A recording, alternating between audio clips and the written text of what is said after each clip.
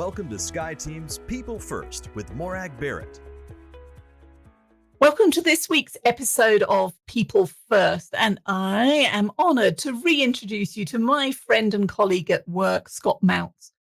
Scott is a former senior executive of Procter & Gamble, where he successfully ran several of the company's largest multi-billion-dollar businesses.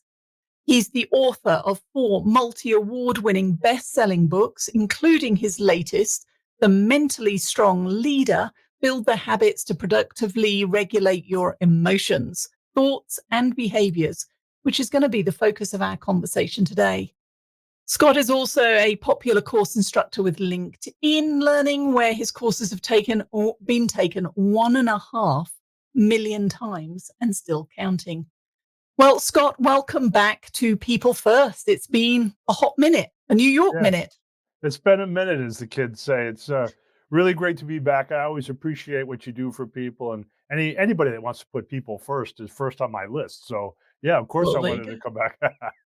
Well, I'm honored that you would share the insights for your new book here. So, but just to get the kids who are listening up to date, we know you were a senior executive at Procter & Gamble. But before then, when you were a wee lad, what did you want to be when you grew up? Well, it's very clearly linked. I know I wanted to be an archaeologist. Okay. You see the natural pattern here, right? Yes. Yeah, help uncover that for us, though. Like every other kid that, loved dinosaurs, it started there. But I always had this love of discovery. And all kidding aside, I think that burns deep in me, the desire to discover new things that haven't been discovered before. And while it took the form as a kid of wanting to be the first one to uncover bones in some clay pit somewhere off in some far off land, I think it still burns in me, inside me today, because I get such a kick out of trying to find new insights that I can apply for my clients into my business and in my keynotes and in my writing. That gift of discovery, I think, is still within me. All right. So the brain is the focus of the discovery today with your new book, so. The Mentally Strong Leader. So what led you to this book and the behaviors that we're going to be exploring? Yeah, it's just the incredible amount that I learned about the importance of mental strength. And let me just set a definition first, Morag, for listeners and viewers and watchers. And mental strength is regulating your emotions, your thoughts, and behaviors for a productive outcome, and even in the face of adversity, no matter what circumstances you're facing. In other words, it's managing yourself internally so you can lead externally. And I think most of us intuitively understand, Morag, that we need to do that to succeed. But let me let you in on a little clue here. It is hard. It's really hard to regulate your emotions, your thoughts, and your behaviors for good outcomes versus things that turn out to be a disaster. So, to your question, I started noticing that a long time ago, that if I could help people and if I could observe the habits of the highest achievers, if I could help people build the habits to productively regulate their emotions, thoughts, and behaviors, if I could help them increase their mental strength, it's effectively training the brain for achievement.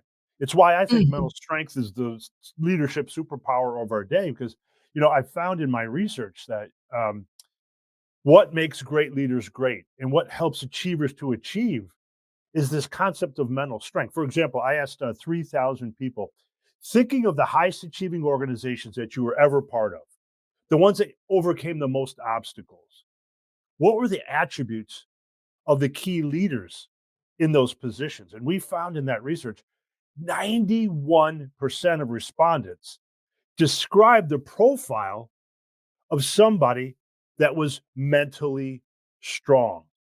And I'll go deeper into what do I mean by that.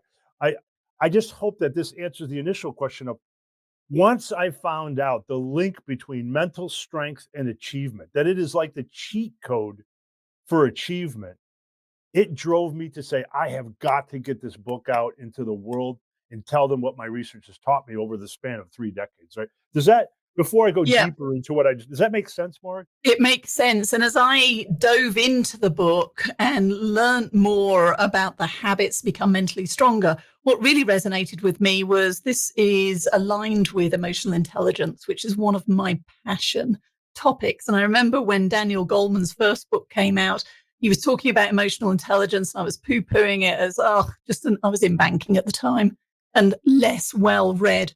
But I remember poo-pooing it, thinking, this is a fad that's just going to pass. But recognizing now that our ability to regulate ourselves for those exceptional outcomes, as you described it, it is at the heart of everything we do.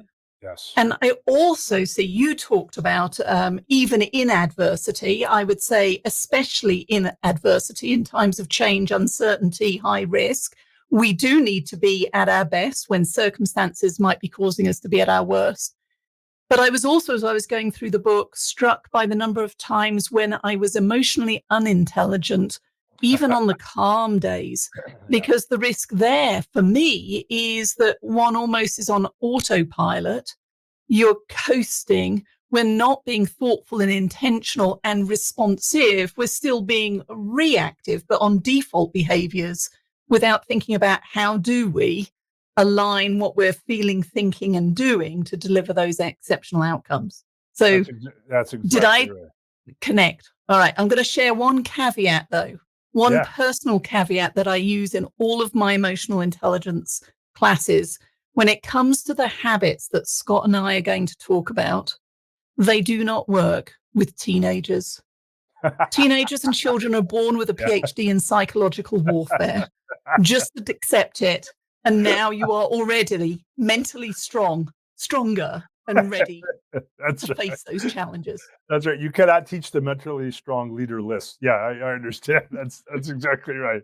And you know what's interesting about what you say Yeah. too, Mark, is that you're absolutely right. Emotional intelligence is related to the topic of mental strength. But what I'm so excited about is emotional intelligence is a slice of this bigger umbrella. It Mhm. fits under the umbrella of mental strength because in our research we discovered, and I think this will make intuitive sense. We discovered that mental strength equates to 6 core mental muscles, if you will. Mhm. Fortitude Mm, or mm. resilience, which Yep. makes sense, right? That's the most Yep. obvious one, right? Fortitude. Yep. Confidence, Mhm. boldness, Yep. decision making, the ability to stay focused on your goals, and even the ability to control your messaging as a leader. Are you positive? Do you have a quality to your presence and to your intent? And if you think about it, those 6 core mental muscles, fortitude, confidence, boldness, decision making, goal focused messaging, they all require self regulating skills to be able to do that. And not just of your emotions, which is a key part of emotional intelligence, but also of what you think, how you Mhm. behave, how you act, and how you show up to your organization. So the confluence of all of that equates to mental strength. And the good news is, Morgan, is that could sound like, wow, that is intimidating. 6 core mental muscles. Which ones do I build? How do I do that? The cool thing is the opposite of mentally strong is not mentally weak. Weak. Yeah. We all have a baseline of mental strength, just like we all have a baseline of emotional intelligence that we can build from. You just have to know how to do that. You just have to know how to build the habits to do that, which I can talk about in a minute. But does that make sense? The broader umbrella of mental strength and emotional intelligence role within that. What that provided, though, was a flexibility in how you approach the book and the learning, in that, Yeah, right. yes, you can read it in the order that which you have presented it, but also each of the chapters stand alone in terms of if I want to do a deep dive or a refresh. And I know you've spent some time developing a self-assessment that can help anybody identify of the mental strength they're already bringing to their relationships at work and to work and life. Where might I want to pay care and attention? And I'm curious from that research, is there one of the 6 areas that seems to stand out either as a strength or as an area that more of us should be paying attention to? There was, and it might surprise you. And just for your listener to make sure they're fully up to speed, in the book, I probably spent the accumulation of 3 decades of experience, 3 years of intense research, developing and retesting and validating a self-assessment, a mental strength self-assessment. So the reader can take a 50-question questionnaire. And it takes Mhm. about 15 to 20 minutes if you spend some quality time thinking and just answer honestly. And you get an overall mental strength score. So you understand your baseline mental strength. Then you get a score by each core mental muscle that we were talking about: fortitude, confidence, boldness, etc. So that you then understand which mental muscle do I need to tweak so that I can build a custom mental strength training program, which makes sense more because when you go to the gym, you don't go to exercise all muscles in your body all the time. Mhm. You go in Leg with a day. specific, yeah, a pattern or an exercise plan in place. Yeah.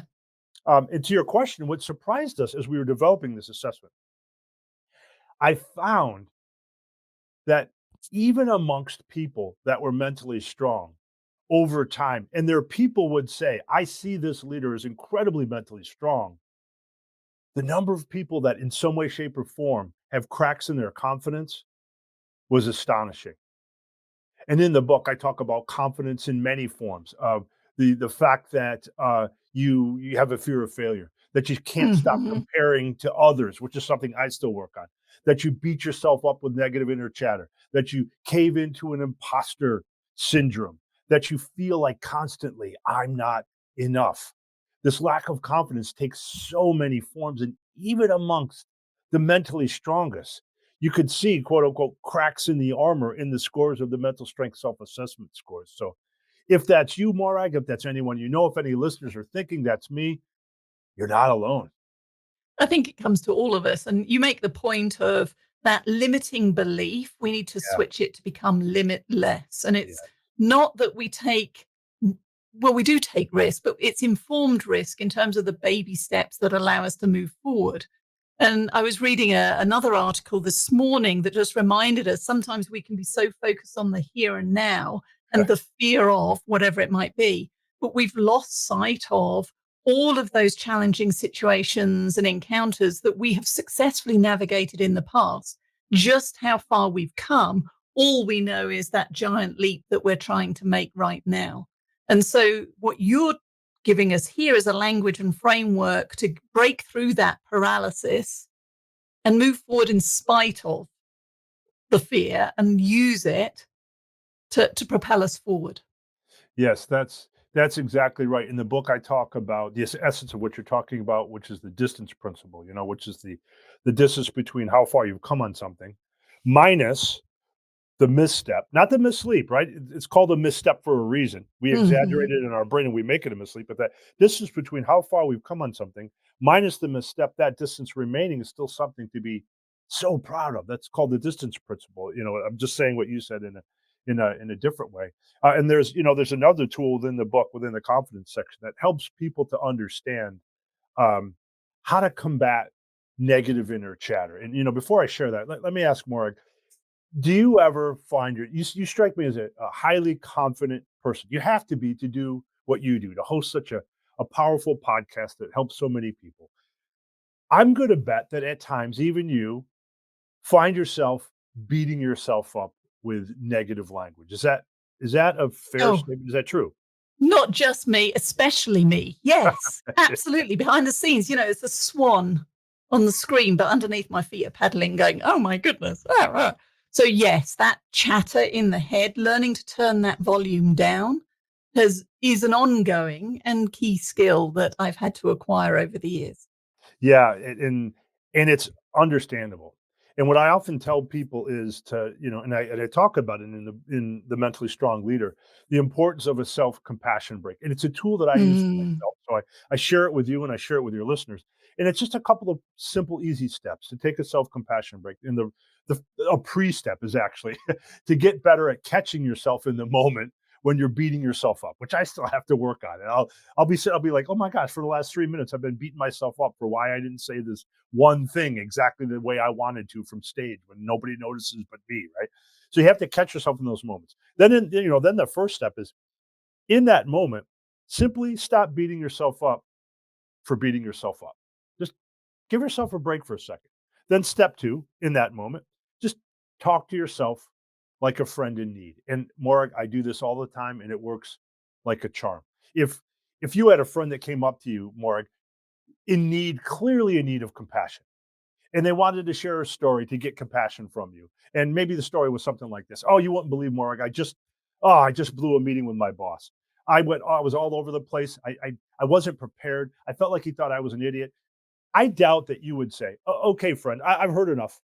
I've come to the Walk it off. conclusion that you're a complete loser." Yeah. You wouldn't talk to your friend. No, Right? You you wouldn't are talk to correct, Scott. I would not say that. you wouldn't talk to your friend in need that way. So why would you talk to yourself that Exactly. way? And then the last step of the self-compassion break is pretty straightforward. It's what I call remember the 90-10 rule, which is Yes. simply this. Remember that it's a formula for how you value yourself and the value you bring to the world. And how you value yourself should be based 90% on self-compassion, self-appreciation, self-respect, self-love, 10% on what other people think about you. Hmm. And sometimes Yeah. people will say, "Scott, shouldn't you be teaching the 100-0 rule? Like 100% of the time, how you think about yourself is the only thing that matters." But I think that's unrealistic. I think in life, Morag, that most of us need that 10% occasional external validation, right? The problem arises when that 10% becomes 80, 90, 100% how we think about ourselves. Disproportionate. It becomes disproportionate, Absolutely. right? The problem arises when we start chasing approval instead of authenticity. The It's a bit problem like social arises media. exactly Hmm. right. The problem arises when we start focusing on winning love rather than giving love. Yeah. So you talked there about confidence and how even for yourself and for me, we get that trash talk that can pop up at the most inopportune times. But when you think about the six areas that you focus, the six mental muscles, so you've got Yeah, fortitude, confidence, boldness, decision making, goal focus, and messaging. I think I've yeah, got them all there. you got it. Well done. Which which is the one that comes naturally for you? Because I know for me and our ally mindset profile that goes with our book, You, Me, We, Why We All Need a Friend at Work and How to Show Up as One, the foundational practice of abundance and generosity is my default operating system. I can help others and over help others till the cows come home. So there is a risk of it being an overplayed strength. And yet, Ah, courage and vulnerability when it comes to personal stories I I'm working on it, in terms of sharing the real me versus just the professional mask. yeah. So, in the same way, you talked about confidence being one of the areas that you continue to focus on. Which of those six is your strength, your natural? Yeah, I can do that one. Yeah, I think, I'll share a strength and I'll share a different weakness that might surprise you that I learned. So I think naturally, I think I'm a pretty good decision maker. I have pretty intense goal focus. I when I was in the corporate world, I really focused hard on messaging and always trying to show up with a sense of positivity, a quality of presence, a real engagement with the employees. The thing that I learned through the pandemic that surprised me was that I had more work to do on my fortitude than I thought. And I always thought of myself as a very resilient person. And here's the truth about the core mental muscles. They can get stronger and weaker over time. So even people Mhm. that take that self-assessment, Morag, and ace it, I tell them your work isn't done because just like if you stop going to the gym, your muscles are going to weaken. You have to keep at it. Similarly, the way you strengthen different muscles over time, which ones you need to work on over time can help you. The mentally strong leader can help you with all of them as a resource over time. But I learned during the pandemic that I had more work to do on my resilience and my fortitude because during that Ah. time my business model, and maybe yours did too, changed completely. It had to. Mhm. Here's a guy whose business model was based on speaking from stage almost solely.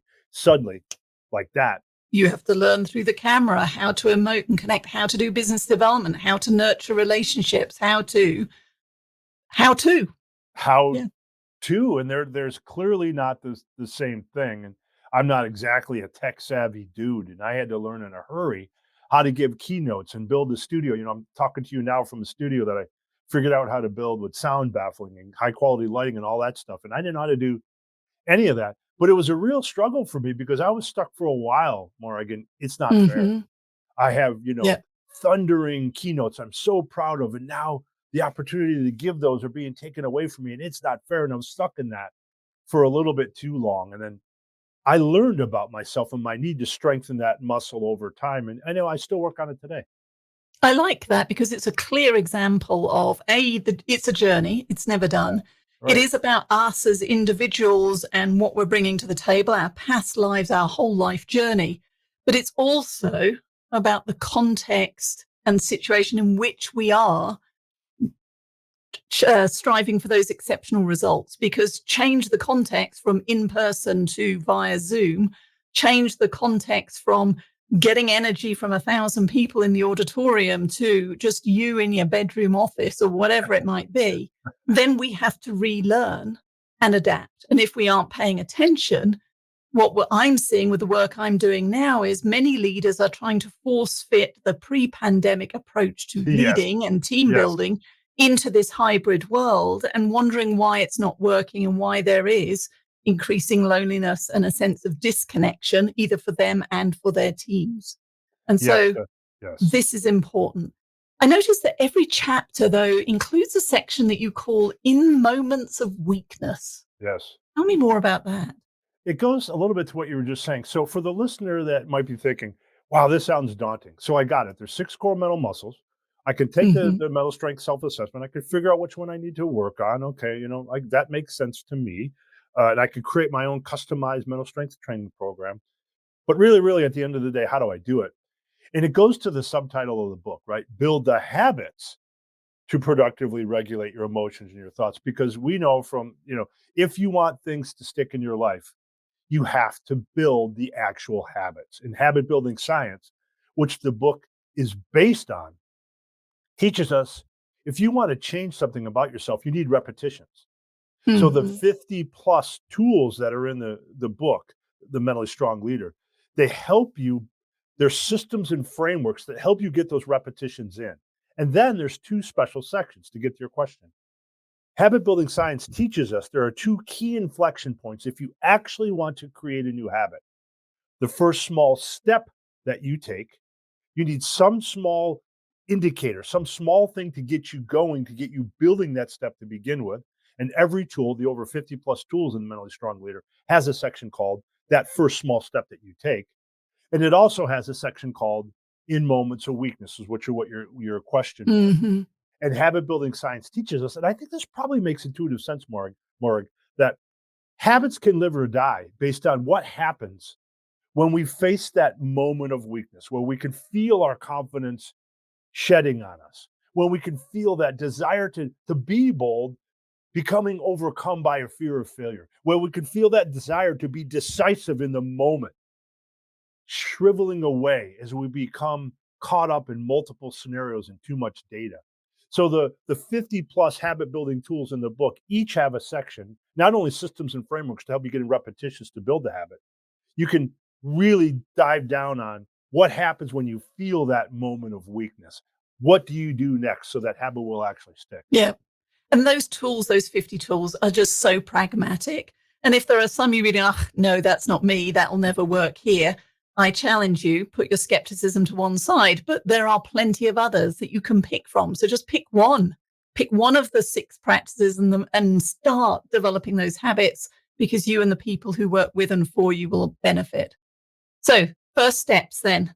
I know there's more to than just the book. There are the 3 other award winning books. We've mentioned the assessment.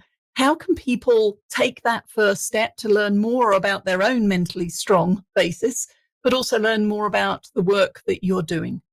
Yeah, I appreciate that. First, of course, my website is scottmautz.com, Mautz or Z, scottmautz.com. But I've lined up a special gift for your listeners.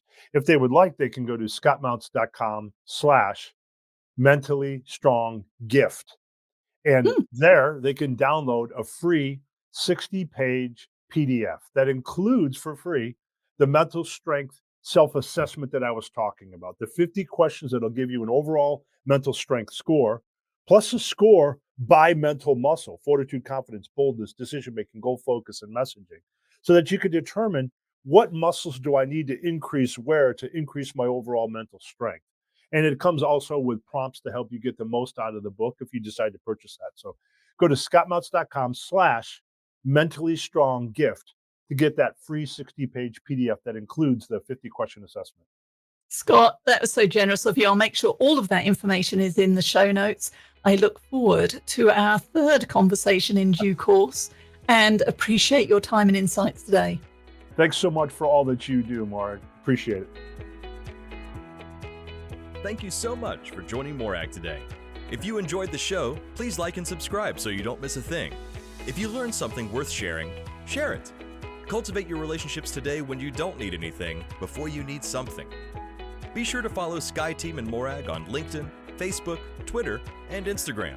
And if you have any ideas about topics we should tackle, interviews we should do, or if you yourself would like to be on the show, drop us a line at info@skyteam.com. That's SKYE team.com. Thanks again for joining us today, and remember, business is personal and relationships matter. We are your allies.